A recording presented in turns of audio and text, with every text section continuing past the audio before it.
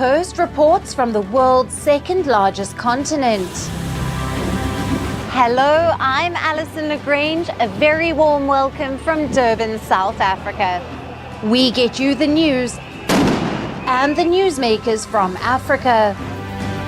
From elections to climate change to innovations and opportunities.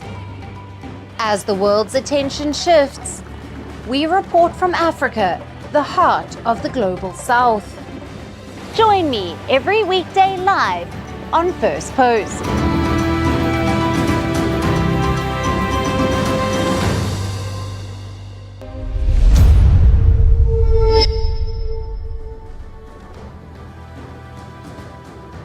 Hello and welcome to Firstpost Africa, where we get you the top stories from the continent and from across the world. I'm Alison LaGrange, coming to you live from Durban, South Africa. First, let's take a look at the headlines. Israeli forces withdraw from Jenin after a 10-day raid, leaving a massive trail of destruction. 21 people were killed in one of the biggest security operations in West Bank in months.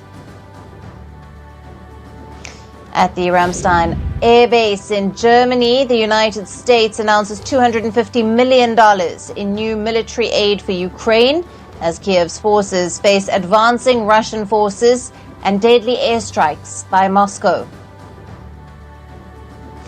Hunter Biden, son of U.S. President Joe Biden, pleads guilty to all 9 charges in his federal tax charges evasion case. A move that avoids a potentially embarrassing trial ahead of the U.S. presidential election. At least 17 students were killed in a fire that raged through the dormitory of a boarding school in central Kenya's Nyeri County. President William Ruto orders an investigation. And Super Typhoon Yagi, Asia's strongest storm this year, makes landfall along the coast of China's Hainan province, bringing catastrophic winds and heavy rain.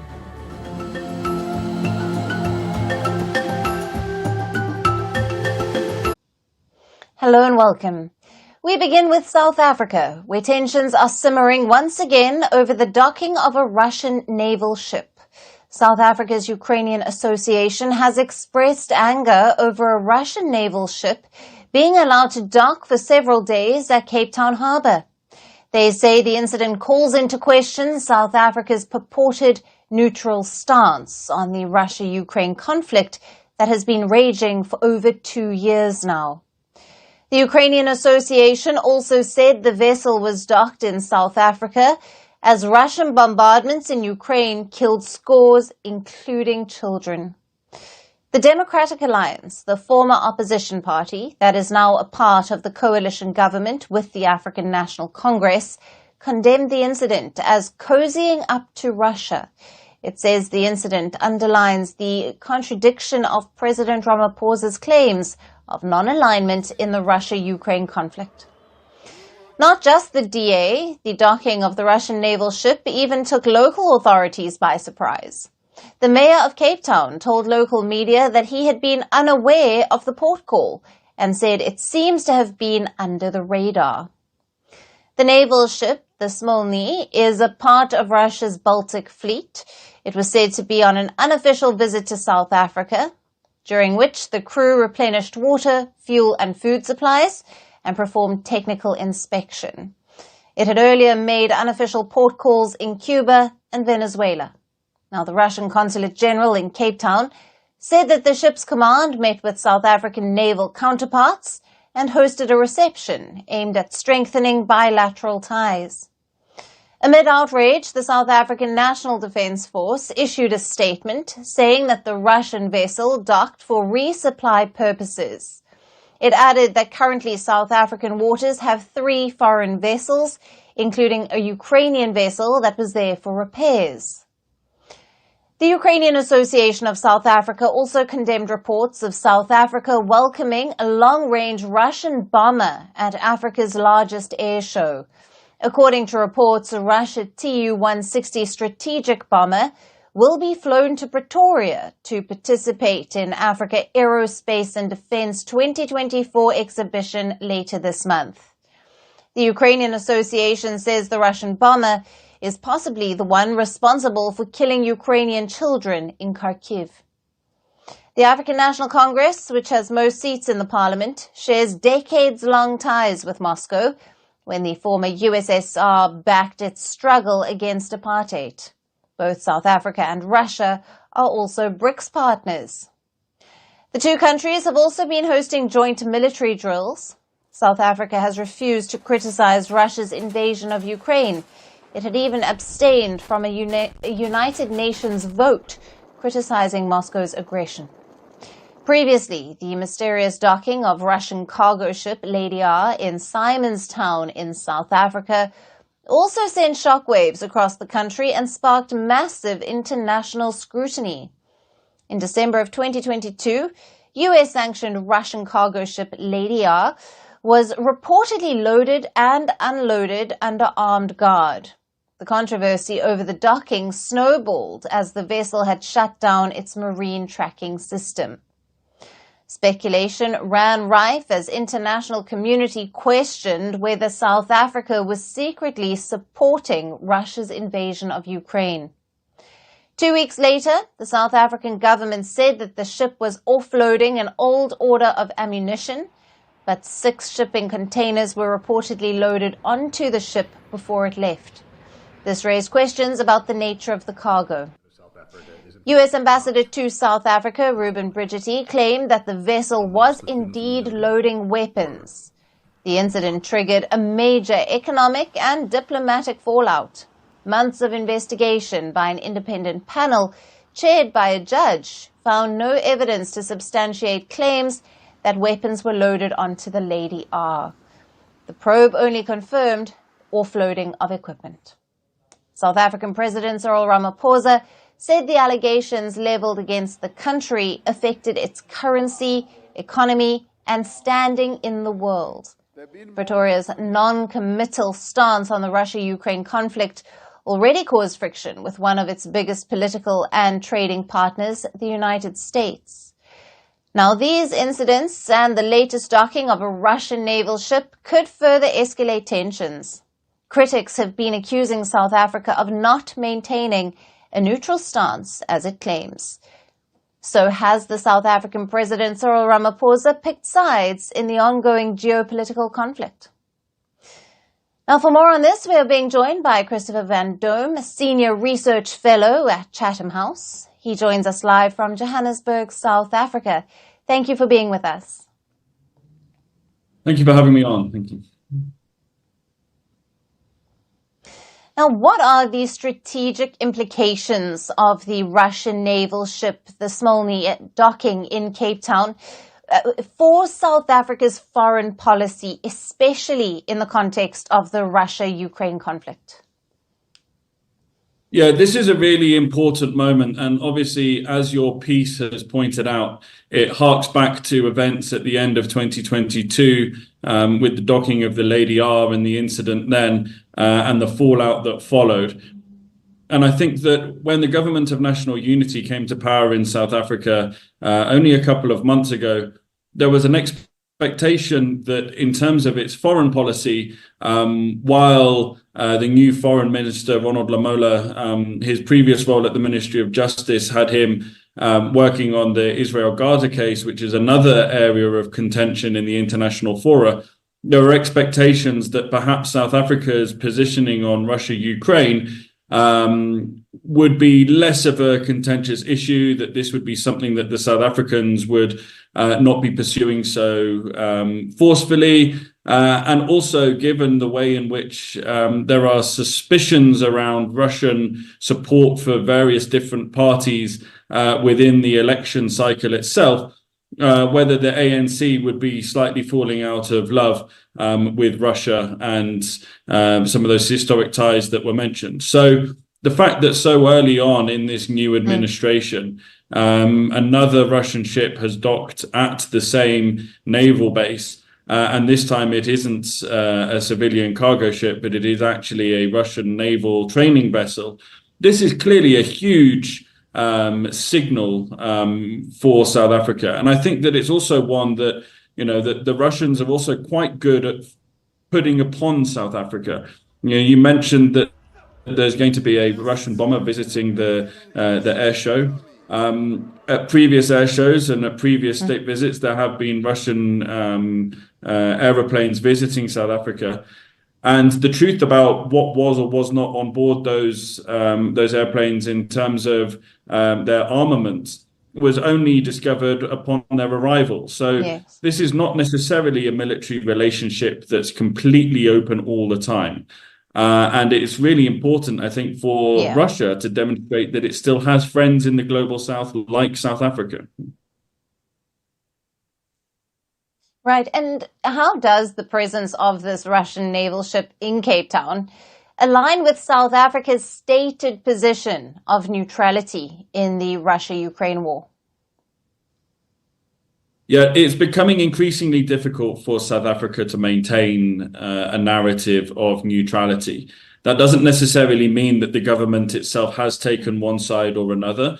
I think that what's really happening inside the government is that it's really struggling with how to maintain a position of neutrality. The Russia-Ukraine war has sucked in players from across the globe, many of whom far more powerful than South Africa is. And this is a really complicated terrain to navigate for South Africa. However, clearly having a Russian naval vessel present in the country makes it very, very difficult to maintain a narrative around neutrality. And speaking to diplomats in Pretoria, there's always been the suspicion that, while South Africa says that it's sitting on the fence, it's got both feet in the Russian garden. And this is clearly going to be used again to further point to the fact that, South Africa is saying one thing, but it's currently, it has been harboring a Russian naval vessel. And that makes it very, very difficult to claim a position of neutrality. I mean, likewise, it's very difficult to claim neutrality if it's got a Ukrainian vessel. And it's just, sorry. Yeah. Yes, yes. And Christopher, what has been the reaction of the local and international communities to the docking of this Russian naval ship? And how might this affect South Africa's diplomatic relations? Yeah, I think that this is being met with deep frustration. Your piece at the beginning outlined the impact that the Lady R incident had nearly 2 years ago now, and the fallout with the American ambassador that created. And I think that there was expectation amongst the international community that as a result of that, and given what's on the line in terms of South Africa's trading relationships, in particular with the United States, and the amount of diplomatic efforts that have been put into trying to smooth the relationship with the United States in the wake of that incident, I think that there was great hope that South Africa would, as I said earlier, be taking a far less prominent role. And the fact that it's hosting military assets from both sides of this conflict is clearly something that's going to really, really agitate people. And I think it really, as we've discussed, it calls into question the position of neutrality, whether or not South Africa can really maintain that position. And I think that the international community will be looking at this and saying, okay, well, we gave you the benefit of the doubt. That clearly hasn't played out. And while there are perhaps more amicable friends in Europe and the UK and those who are kind of a bit more understanding of South Africa's position, I think that the position of the US is hardening. And I think that there are really hardline voices in the US who are really trying to say, hey, look, we need to stop our friendship with South Africa. Look at their behavior. That's been going on before this incident. And clearly this incident really is going to catalyze that view. Christopher, thank you very much for being with us on Firstpost Africa and for your valued insights and analysis on the latest coming out of South Africa. Okay.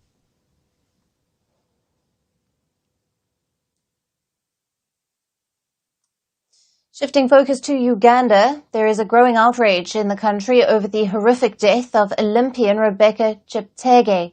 Now, Cheptegei succumbed to injuries on Thursday after being set on fire by her boyfriend at her home in Kenya. The attack was carried out by Dixon Ndema Marangash, who is a Kenyan citizen, and it's not clear if he was Cheptegei's former or current partner. But as per reports, the two were at odds over a piece of land that Cheptegei had bought and built a house on near Kenya's elite athletics training centres. Now, it was in this very house that Marangash had snuck into on Sunday while Cheptegei was away with her children. As soon as they returned, he doused petrol on her and set her ablaze in front of her two children. She suffered almost 80% burns and died due to multiple organ failure. The attacker also suffered 30% burns and is currently in intensive care. Now, the incident came just weeks after 33-year-old Cheptegei represented Uganda in the Paris Olympics. She made her Olympic debut in the women's marathon at the Paris Games and finished in the 44th position. Her family and friends are devastated by the news of her death. Grieving parents are now demanding justice for their daughter they describe as very kind-hearted and someone they were dependent on. I have lost the one that we depended on for help. We have children in both primary and secondary, and I now don't know how I am going to deal with them till they clear their school. I appeal for your support to pursue justice for my daughter and the perpetrator be charged. She was a good child, very polite, and she did not have a lot of issues. I just don't know. Outrage is also growing on Ugandan streets, with many residents demanding severe action against the accused. Boyfriend is in their country. The Ugandans, or we as Ugandans, we have to raise a voice, and even that person, because it's below the law, you understand, that person has to be acted on how the law it has to be, because no person, even though it wasn't a Ugandan, even though it was someone from another country, that wouldn't have been good, because trust me, we are all human beings, and trust me, each and every person has a right to stay, each and every person has a right to be alive, understand, because there are very many girls that are inspired on how the lady she was doing. Ugandan officials have also condemned the incident. The country's sports minister says tough action will be taken against the perpetrator. We are in constant touch with the Republic of Kenya, and we have given our counterparts all total benefit of doubt, and they have assured me that justice will be done. Whoever was behind these acts will definitely, the laws of Kenya will be able to take its course. The United Nations has called the incident a violent murder. The Paris Olympics organizers have also expressed their profound indignation and sadness. Paris mayor has said that the city will honor the slain Cheptegei by naming a sports venue after her. While reactions have also come from Kenya, the attack has highlighted the high rates of violence against women in the East African country. Kenyan President William Ruto's advisor on women's rights says Cheptegei was another victim of the ever-silent pandemic of domestic violence. Kenyan Sports Minister said the incident is a stark reminder that more must be done to combat gender-based violence in the country. Cheptegei is the third prominent sportswoman to be killed in Kenya since October of 2021. Women rights activists are warning of a rising femicide epidemic in the country. This is the fourth murder in a series of murders from 2021 for female athletes. But this is also another, I will not call it murder, I will call it femicide, because femicide is the intentional murdering of women due to their gender, and also intimate femicide, which is what happened in this case, where she was murdered because they had a quarrel about land that she built on. Kenyan officials say they are working on mechanisms for the prevention, reporting and response to gender-based violence in sports.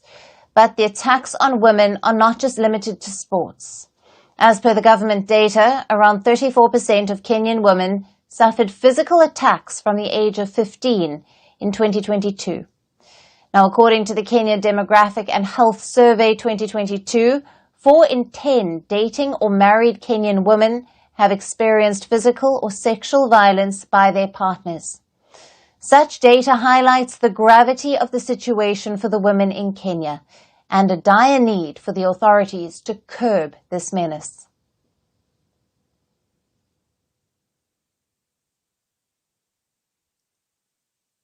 Shifting focus to the Democratic Republic of Congo. The Central African nation, which is at the center of the mpox outbreak, has received its long-awaited first shipment of vaccines. The first delivery of almost 100,000 doses of the MVA-BN mpox vaccines has arrived in the DRC. Produced by a Danish pharmaceutical company, these vaccines have been donated by the European Union.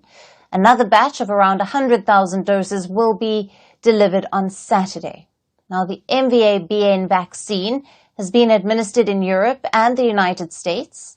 DRC's health officials say that the vaccines will be rolled out only to adults in the country. Trials are currently being conducted for the potential use on children over the age of 12. But the DRC has received its first shipment of vaccines more than 18 months after it declared the situation an epidemic. Out of the 13 African countries where the disease has spread, almost 90% of cases are in the Democratic Republic of Congo. As per the World Health Organization, over 17,500 mpox cases and 629 deaths have been reported in the country since the start of the year. The situation has worsened with the presence of a more deadly strain, the Clade 1b. Most infections in DRC are among children under 15. The outbreak prompted the World Health Organization to declare a public health emergency of international concern. However, the arrival of vaccines to the continent has been slow. The only other African country to have any mpox vaccines is Nigeria, which received last week 10,000 doses from the US. As per the Africa Centers for Disease Control, the continent now needs some 10 million doses to stop the spread of the virus. In the DRC alone, at least 3 million doses are required to curb the virus. The reasons for the delay are considered multifold. Wealthy nations have been accused of hoarding the vaccines, while critics say that WHO's regulatory process poses a major challenge. The WHO has not officially approved the 2 available mpox vaccines, saying it does not have the data that it requires to do a full review. Many low and middle income countries rely on the WHO rather than their own drug regulators to judge which medications are safe and effective. Even though vaccines are now slowly trickling into the worst affected nation, the DRC, a quicker rollout likely impossible due to logistical challenges, and officials are hoping to induce the jabs only by October. Now, poor roads and infrastructure and erratic power supply are expected to pose a big challenge in vaccination drives. The DRC's predominantly young population that has been widely affected will also remain largely unvaccinated, as vaccines are only approved for adults.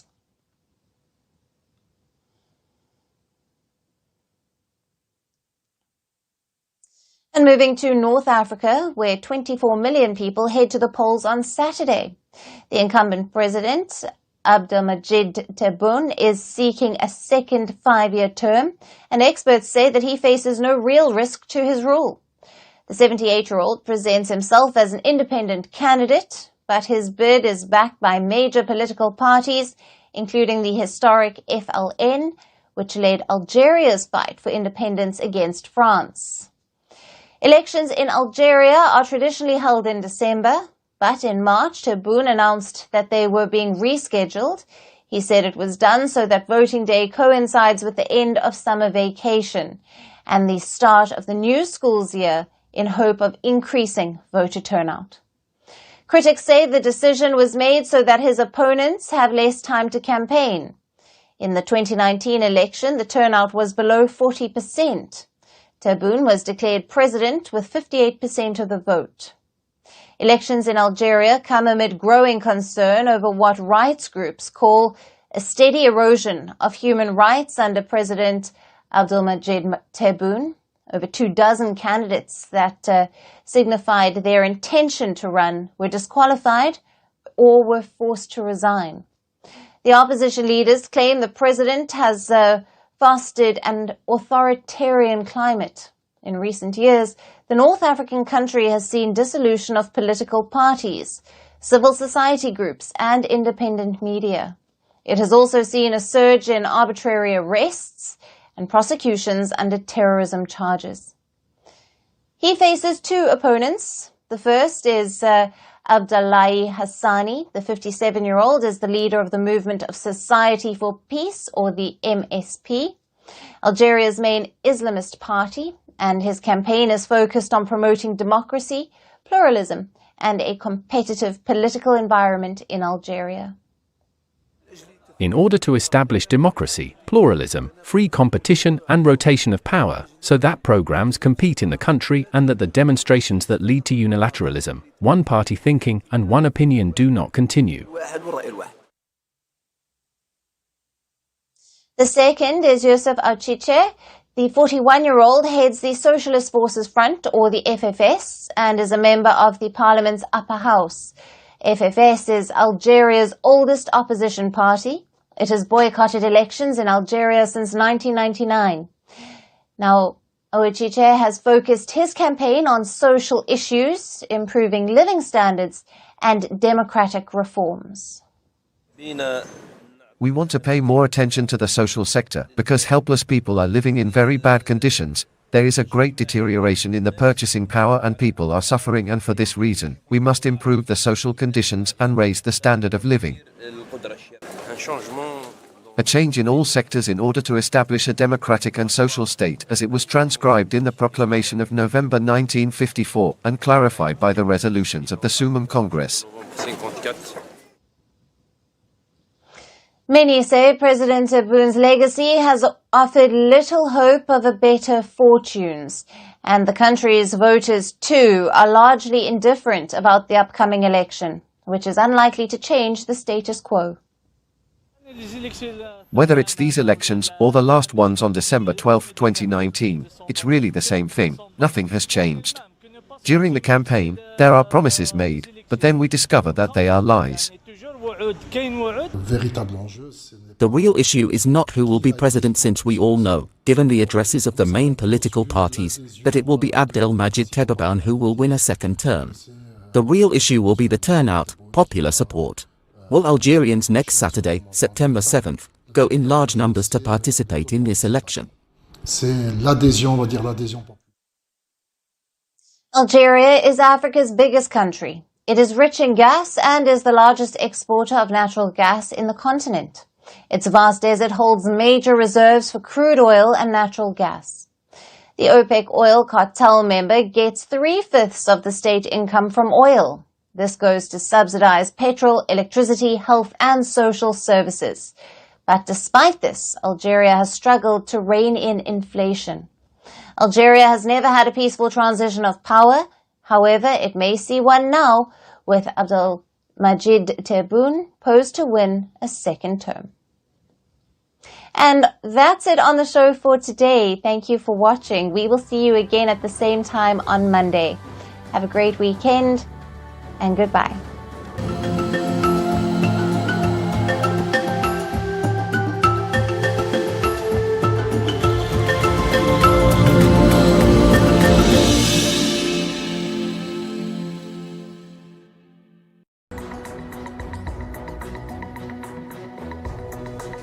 Hello and welcome to Fast and Factual. My name is Utsaf Parekh and here are the top stories of the day.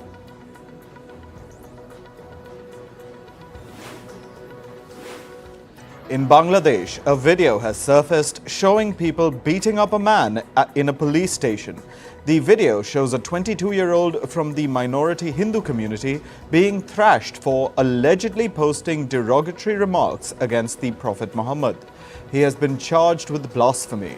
The incident took place in Bangladesh's southwestern city of Khulna. The armed forces were deployed in the area to control the situation. China has ended its 3-decade-old foreign adoption program. This halts the adoption of Chinese babies by non-citizens. The decision comes amid China's declining birth rate. The country's new policy allows adoptions only by blood relatives or stepchildren. The decision has put parents with pending adoption applications in limbo. The US has sought a clarification from China on how this decision will impact pending applications.